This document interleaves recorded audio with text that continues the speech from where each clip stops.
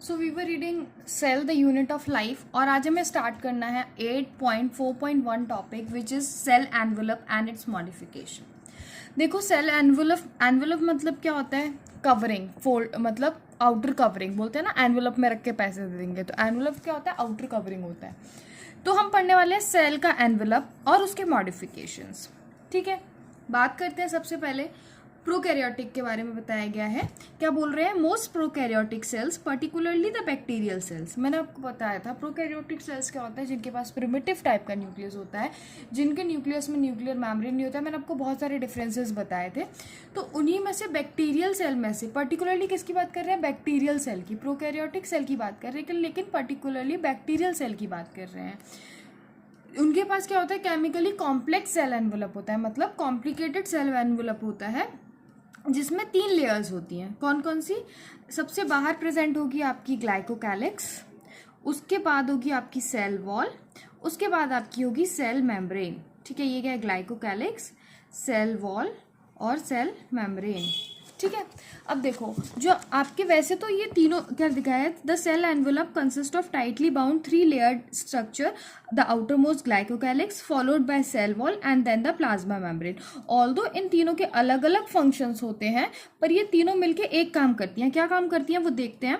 Although each layer of cell envelope perform the distinct function, अलग अलग function होते हैं तीनों मेम्ब्रेन के, पर as a they act as together as a single protective unit. Singly कैसे एक्ट करती है? Protective, as a protective unit act करती है, प्रोटेक्ट करती है, अंदर को सेल को प्रोटेक्ट करती हैं।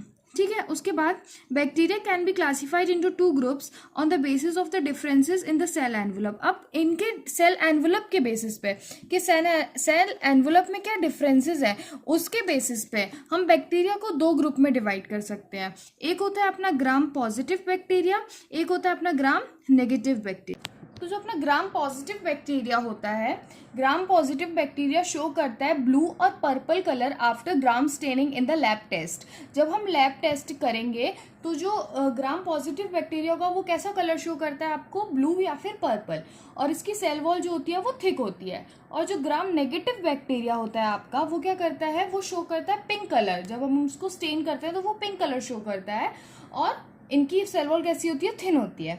बट आपकी बुक में क्या लिखा गया है वो देखते हैं एक बार। आपकी बुक में बोल रहे हैं कि जो ग्राम नेगेटिव बैक्टीरिया होते हैं वो शो ही नहीं करते कलर।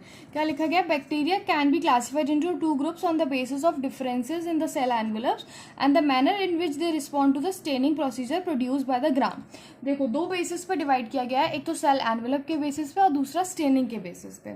ठीक है, उसके बाद दो जो ले लेते हैं ग्राम स्टेन को, उसको हम बोलते हैं ग्राम पॉजिटिव बैक्टीरिया, और जो नहीं लेते हैं उसको बोलते हैं ग्राम नेगेटिव बैक्टीरिया। पर जो डिटेल डिफरेंस होता है, जो बेसिक डिफरेंस होता है, वो मैंने आपको थोड़ी देर पहले बताया। ठीक है, उसके बाद बोल रहे हैं जो ग्लाइकोकैलिक्स होता है वो कंपोजिशन एंड थिकनेस में डिफर कर सकता है। ठीक है, कंपोजिशन उसका अलग हो सकता है या फिर थिकनेस मोटा पतला हो सकता है अमंग डिफरेंट बैक्टीरिया। अलग अलग बैक्टीरिया में ग्लाइकोकैलिक्स का कंपोजिशन और थिकनेस अलग अलग हो सकती है। ठीक है, और क्या बोल रहे हैं? लूज शीट के फॉर्म में भी हो सकता है, मतलब ढीला पीला ऐसा ही, उसको हम बोलते हैं स्लाइम लेयर। लेकिन कुछ में ये थिक एंड टफ भी हो सकता है, उसको हम बोलते हैं कैप्सूल। ठीक है, उसके बाद बताया गया है सेल वॉल के बारे में। द सेल वॉल क्या करता है? आपका शेप डिटरमाइन करता है।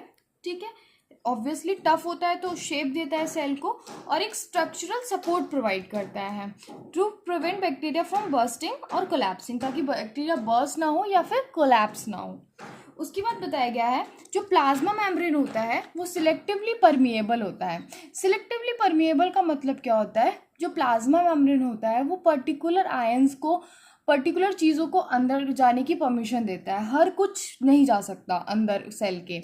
ठीक है, तो वो कौन इंश्योर करता है कि कुछ भी सेल के अंदर ना जाए? पर्टिकुलर जो रिक्वायरमेंट है, पर्टिकुलरली जो चीज़ जानी चाहिए सेल के अंदर, वही चीज़ सेल के अंदर जाए। ये कौन इंश्योर करता है? आपका प्लाज्मा मेम्ब्रेन इंश्योर करता है। तो बोल रहे हैं the plasma membrane is selectively permeable in nature and interact with outside world. Obviously outside world से इंटरेक्ट करती है प्लाज्मा मेम्ब्रेन। उसके बाद बताया ये जो मेम्ब्रेन होती है ना आपकी, वो स्ट्रक्चरली सिमिलर होती है यूकैरियोटिक सेल से। देखो हम जितनी भी बातें कर रहे हैं अभी, हम किसके बारे में कर रहे हैं? प्रोकैरियोटिक, स्पेशली बैक्टीरिया के बारे में बात कर रहे हैं। ठीक है। तो इसमें ये बता रहे हैं आपको कि जो आपकी प्लाज्मा मेम्ब्रेन होती है ना प्रोकैरियोट्स की, वो सिमिलर होती है यूकैरियोट्स में। स्ट्रक्चर जब हम पढ़ेंगे ना प्लाज्मा मेम्ब्रेन का, तब आपको पता चलेगा कि जो प्लाज्मा मेम्ब्रेन का स्ट्रक्चर है वो एग्जैक्ट सिमिलर है प्रोकैरियोट्स में और यूकैरियोट्स में, कोई डिफरेंस नहीं होता, डिट्टो सिमिलर होता है स्ट्रक्चर।